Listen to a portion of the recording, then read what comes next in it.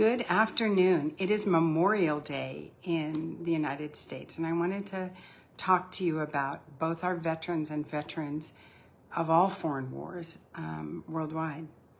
I'm the daughter of an Air Force 20-year veteran who had 3 tours of duty in Vietnam and was in the Korean War. My uncles were in the Army Air Force and were in World War II and part of our greatest generation. And the reason we refer to those veterans as our greatest generation is because they understood both the power of what they were doing to support their country and the fact that the world is a big place. My brother Mike is also a 20-year veteran of the Air Force and currently works in commercial space at the FAA in DC. And I have a nephew, Lee, who is teaching flight school in Texas. And although the US is not embroiled in wars, there are wars all over the world. And each of those veterans and those combat soldiers do so in support of their countries, do so to allow people to live in peace. And today is the day, at least in the United States, that we honor them. And I think that there is a Veterans Day of all sorts all over the world. And so when I look at what's happening in one of the countries I love, which is Sudan, they've taken back the capital from the terrorist group called the Rapid Support Forces.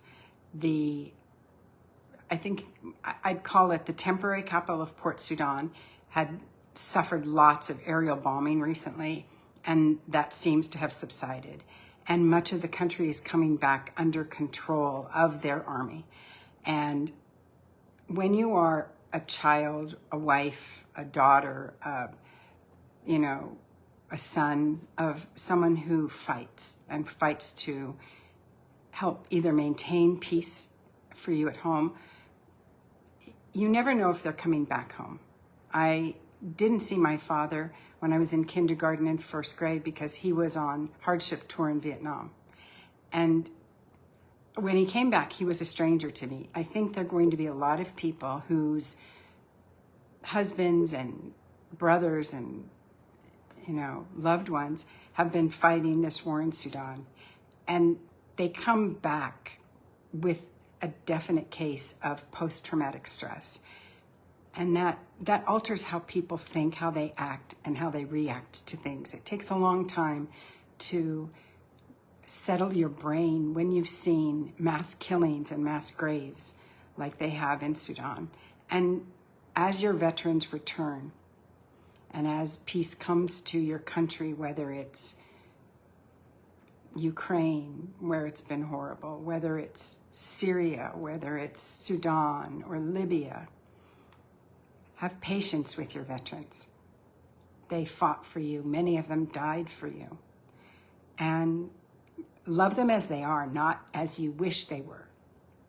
Time will heal people's minds. Time will heal people's hearts. And don't live with the hatred of who you fought. Living with the hatred only hurts you. It only hurts your country. We interned thousands of Japanese and took their land during World War II. We hated the Germans. We tend to lionize or demonize people in the United States, and it's not healthy for us. It's not healthy for anyone to do that. So I ask, as you celebrate Memorial Day, that you remember those sacrifices aren't in vain.